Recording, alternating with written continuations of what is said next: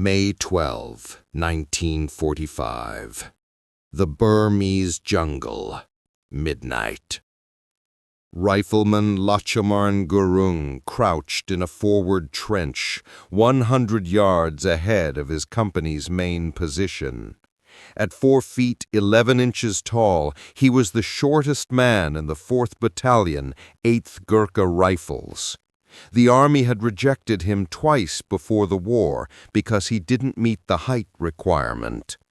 Tonight, he was about to prove that courage has nothing to do with size. In the darkness, Gurung could hear them coming. Hundreds of Japanese soldiers moving through the jungle toward his position. The British forces had been advancing across Burma for months, pushing the Japanese back mile by bloody mile. Now the enemy was retreating toward the Taungda Valley, and Gurung's company had been positioned to block their escape. The Japanese didn't want to be blocked. 200 enemy soldiers were about to hit Gurung's position with everything they had, and the tiny Nepalese rifleman was right in their path. The attack began without warning. A hailstorm of grenades came flying out of the darkness, arcing through the night sky and landing around Gurung's trench. His 2 fellow soldiers scrambled for cover as explosions lit up the jungle. Then one landed right on the edge of his trench. Gurung didn't hesitate. He lunged forward, grabbed the grenade, and hurled it back toward the enemy.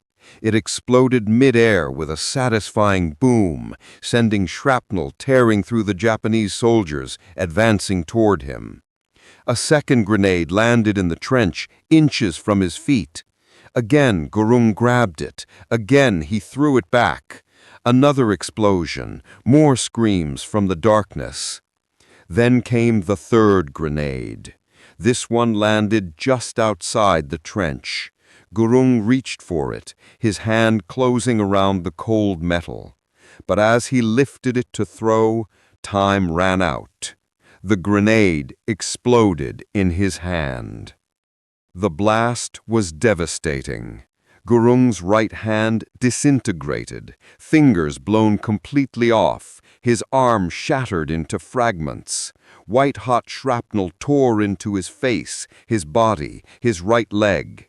Blood poured from dozens of wounds. His right eye was destroyed. The pain was beyond description. The explosion knocked his 2 comrades unconscious, leaving them sprawled at the bottom of the trench. Lachhiman Gurung was alone, severely wounded, half-blind, missing his right hand, bleeding from multiple wounds, and 200 Japanese soldiers were charging directly at his position, screaming their battle cries as they closed in for the kill. Most men would have collapsed. Most men would have given up. Most men would have accepted that they were about to die. Lachhiman Gurung was not most men.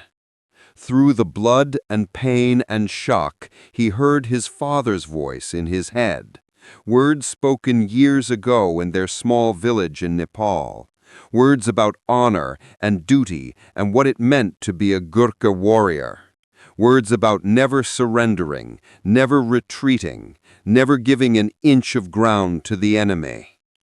Gurung grabbed his rifle with his left hand. The bolt-action weapon was designed for right-handed use, but he didn't care. He jammed his kukri knife into the ground in front of the trench and screamed into the darkness, "Come and fight a Gurkha!" What happened next would become legendary in military history. For 4 hours, Lachhiman Gurung held that position alone. Wave after wave of Japanese soldiers charged his trench, and wave after wave he cut them down.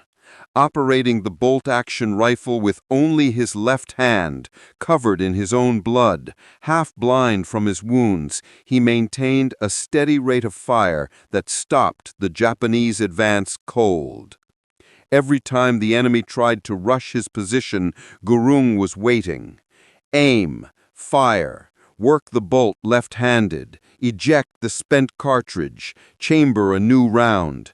Aim, fire, again and again and again. "Come and fight," he screamed between shots. "Come and fight a Gurkha. I will kill you." His comrades positioned 100 yards behind him could hear him taunting the enemy.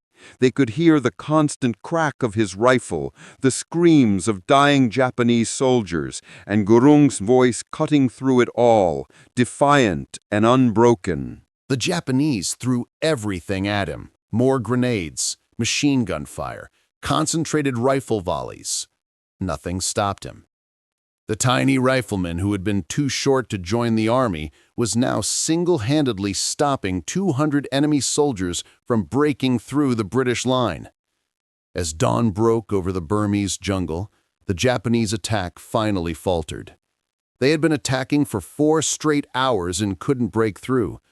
The position they needed to take, the key to overrunning the entire British company, was still held by one severely wounded Gurkha who refused to die.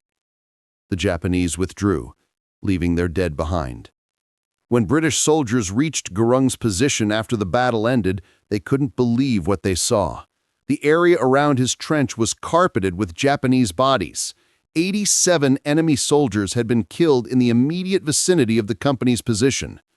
31 of them lay directly in front of Lachhiman Gurung's trench. 31 killed by one man, a man fighting with one hand, a man who had been told he was too small to be a soldier.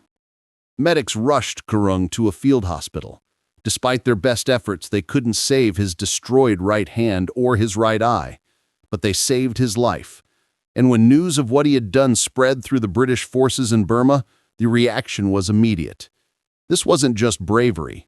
This was something beyond human comprehension. On December 19, 1945, in a ceremony at the Red Fort in New Delhi, Lord Louis Mountbatten pinned the Victoria Cross to Lachhiman Gurung's chest.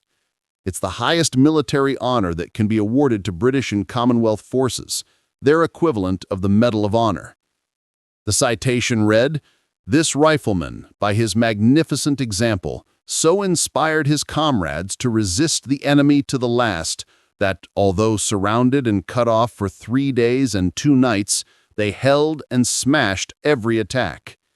His outstanding gallantry and extreme devotion to duty in the face of almost overwhelming odds were the main factors in the defeat of the enemy."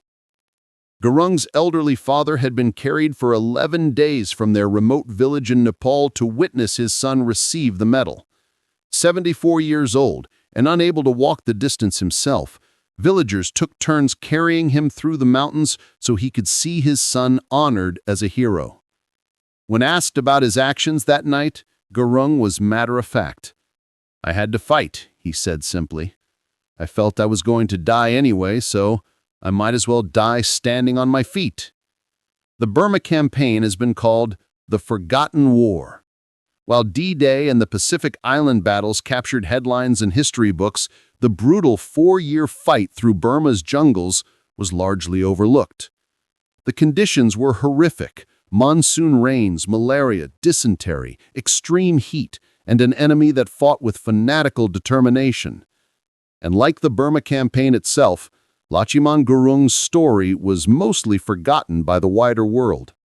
After the war, he remained in the military until 1947, when India gained independence.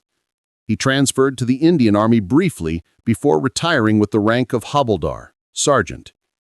Then he went home to Nepal, married, and spent decades farming a small plot of land in his village. For years, he lived in poverty. The pension he received was minimal. His injuries made farming difficult, but he never complained. He had done his duty. He had honored his family and his country. In his later years, Gurung became an advocate for Gurkha veterans' rights. These soldiers had fought and bled for Britain, yet many were denied the right to settle in the UK after retirement.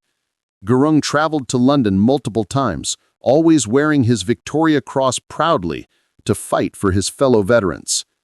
In 2008, at 90 years old, and other Gurkha veterans launched a legal challenge against the British government. Actress Joanna Lumley, daughter of a British Gurkha officer, led a public campaign that captured the nation's attention. They won. The High Court ruled that the government's policy was unjust, and Gurkha veterans were granted the right to settle in Britain. Gurung moved to Hounslow, West London, where his granddaughter cared for him. He died there on December 12, 2010, at the age of 92 years. The motto of the 4th Battalion, 8th Gurkha Rifles is simple: better to die than live as a coward. On a dark night in May 1945, a 4'11" rifleman who had been rejected from the army for being too small proved the truth of those words. He lost his hand, lost his eye, lost his blood all over that Burmese jungle floor. But he never lost his position. He never retreated. He never surrendered. 200 enemy soldiers tried to break him. 31 of them died trying. Lachhiman Gurung stood his ground with one hand and one eye and held the line until dawn. Not because he thought he would survive, not because he expected to be a hero, but because giving up wasn't something a Gurkha warrior could do. His name should be as famous as any war hero's. His story should be told alongside the most legendary acts of courage in military history. Because what he did that night wasn't just brave, it was impossible. And he did it anyway.